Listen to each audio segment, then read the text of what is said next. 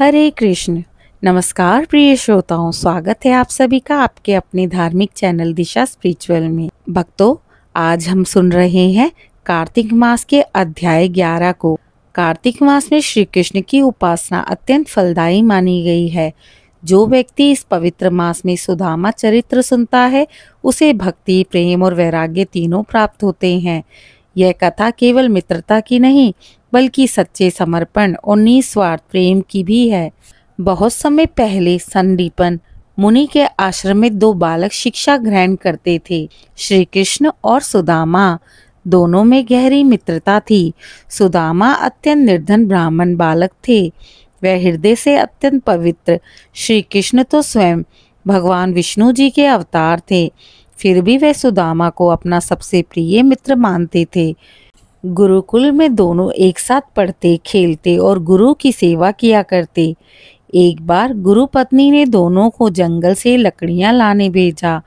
अचानक वहां पर घोर वर्षा होने लगी। दोनों भीग चुके थे पर एक दूसरे का साथ नहीं छोड़ा।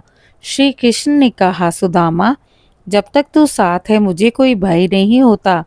उसी क्षण आकाश से आशीर्वाद की वाणी आई, तुम्हारी मित्रता युगों तक अमर रहेगी। समय बीतता चला गया। श्री कृष्ण द्वारका के राजा बन गए।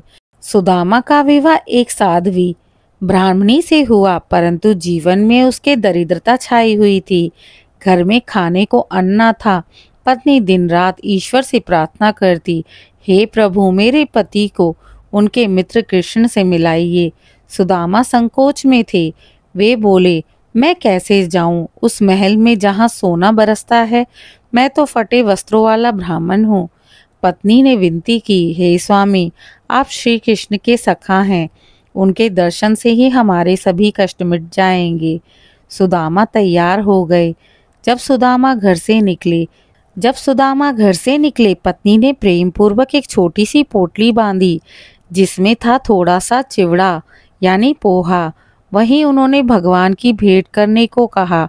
सुदामा पथ में चलते हुए सोचते रहे, क्या कृष्ण मुझे पहचानेगा। जब वे द्वारका पहुंचे तो द्वारपालों ने उन्हें साधारण ब्राह्मण समझकर रोक लिया, पर जैसे ही श्री कृष्ण को ज्ञात हुआ वे नंगे पांव दौड़ते हुए द्वार पर आ पहुंचे। उन्होंने सुदामा को अपने गले से लगाया और उन्होंने कहा, अरे मेरे सखा, तू कहाँ था इतने वर्षों तक। भगवान ने स्वयं उनका चरण धोया, सुगंधित जल से उनके पांव पखारे और आंसू बहाए। रुक्मणी जी ने उन्हें आदर पूर्वक आसन दिया। राजमहल में उस दिन अद्भुत दृश्य था, जहां राजा भगवान स्वयं एक निर्धन ब्राह्मण के चरणों को धो रहे थे। आगे श्री कृष्ण बोले, सखा, तुम्हारी पत्नी ने क्या भेजा है। सुदामा लज्जाकर बोले, बस थोड़े से चिवड़े हैं प्रभु।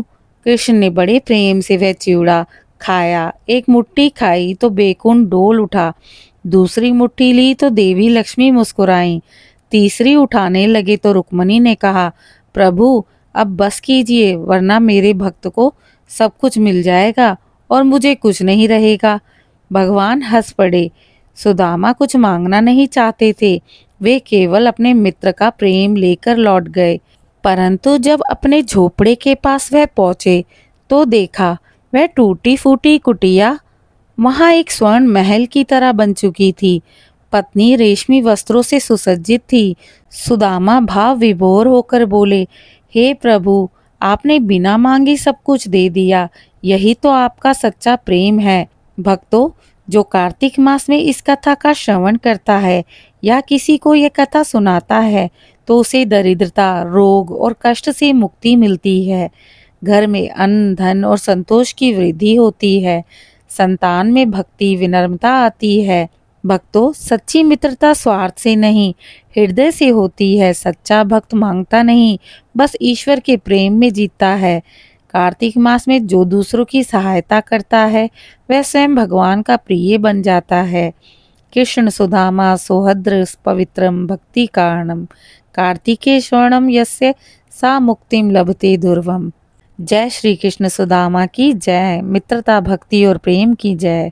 जय श्री हरि, जय श्री कृष्ण। भक्तों, आशा करती हूँ आज सुनाई गई कथा आप सभी को पसंद आई होगी। इसी प्रकार की धार्मिक कथाओं को सुनने के लिए आपके अपने चैनल दिशा स्पिरिचुअल को लाइक शेयर सब्सक्राइब करें और कमेंट में जय श्री कृष्ण अवश्य लिखें।